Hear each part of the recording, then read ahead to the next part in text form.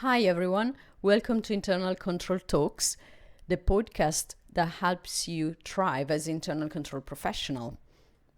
Today we talk about the second step in the process of building a personal brand for internal control professionals. In the last episode, we talk about why the personal brand is important for internal control professionals and how it can help professionals to achieve their objectives within the organization they work for. We also talk about the first step of the process, which starts with being very clear about the objective you want to achieve within the organization and understand the company culture and the values of the people working within the company, to then identify personal strength aligned with your own values that can be leveraged to behave in a way that is rewarded by the company, so that ultimately that will contribute to achieving your objectives. So now let's move to step number 2 of the process. So you are very clear now about what you want to achieve and which are the personal strengths that you want to leverage. Now let's take this personal strength and inject them into your communication style. When we talk about communication, we talk about mainly verbal, written, and visual communication. So if we look at the first one, verbal communication, you can ask yourself, which tone is more aligned with my personal brand? Which verbal communication style I like the most and is more rewarded by the company?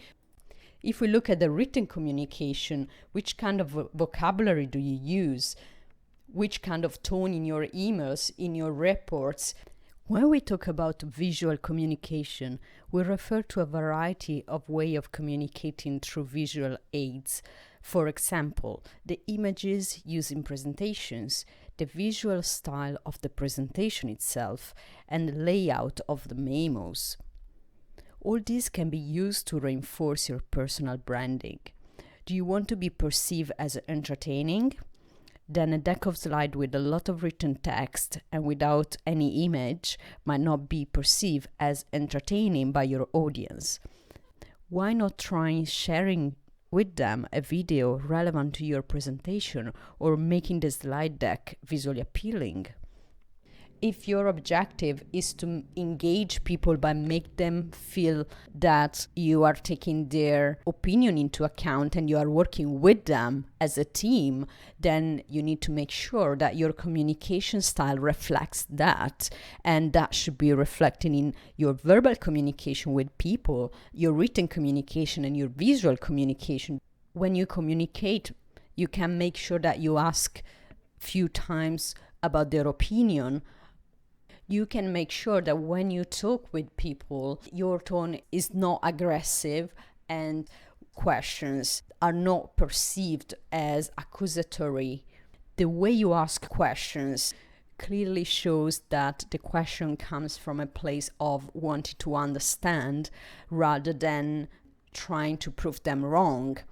If people didn't know you and they base their judgment just on your communication style, what do you think they will think about you? What emotions do you trigger in them? Next time we'll talk about the third step in the process and how you can ensure that your actions and decisions are aligned with your personal brand. Thank you for listening to this podcast. If you enjoy it, make sure you like it and share it. If you want even more resources on how to be extra effective as internal controls professionals, check out our website www.internalcontroltoolbox.com and subscribe to the email list. Thanks for listening and see you in the next episode.